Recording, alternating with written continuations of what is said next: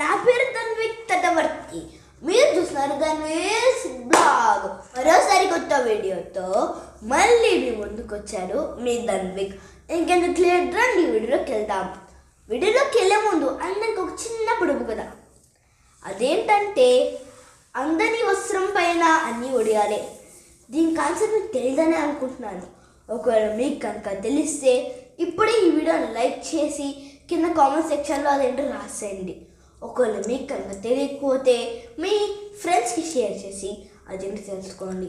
ఇంకా మన కథలోకి వెళ్తే ఈరోజు మనం చెప్పబోయే ఇంట్రెస్టింగ్ కథ పేరేంటో తెలుసా? అదేనండి ఎక్కువ తక్కువ.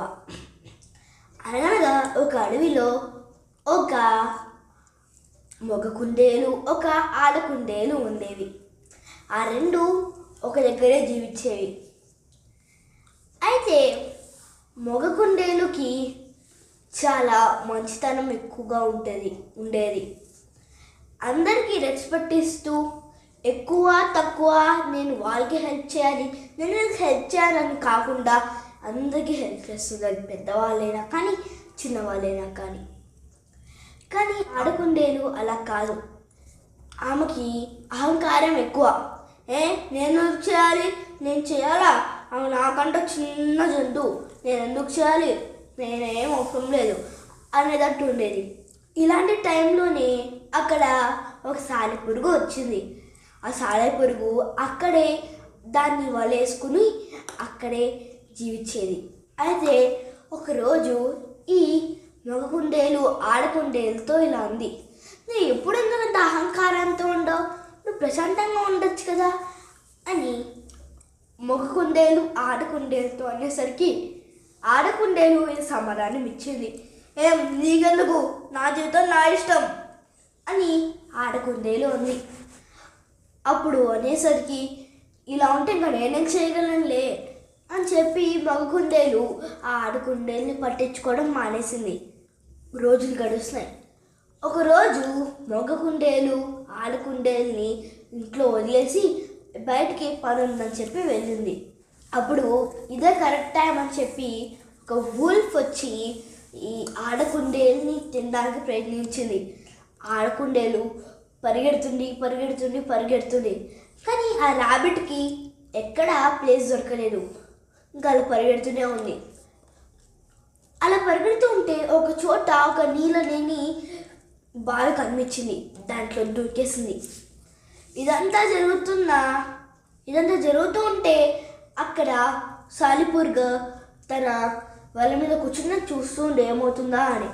ఇప్పుడు నేను ఎలాగైనా కుందేలుకి హెల్ప్ చేయాలి, కుందేలు నాకు ఫ్రెండ్లీగా ఉండకపోవచ్చు కానీ నా ఎనిమి అయినా అవ్వచ్చు, కానీ నేను హెల్ప్ చేస్తాను, అది నా మంచితనం అని చెప్పి అప్పుడు సాలెపురుగు ఆ బావి పైన వెళ్ళి తన గూడుని ఎలా కట్టుకుందో అలాగే ఒక పెద్దగా కట్టింది. అప్పుడు పిచ్చుకలు ఇంకా వాళ్ళ స్నేహితులకి చెప్పి కొన్ని ఆకులు తెమ్మని చెప్పింది. అప్పుడు అవన్నీ కలిసి ఆకులు తెచ్చాయి. ఈ సాలెపురుగు కట్టిన దాని మీద అవన్నీ ఒక లేయర్ కింద పేర్చాయి. అప్పుడు ఆ వూల్ఫ్ వచ్చింది, చూసింది, కానీ ఆ ఆడకుండేలు ఎక్కడ కనిపించలేదు.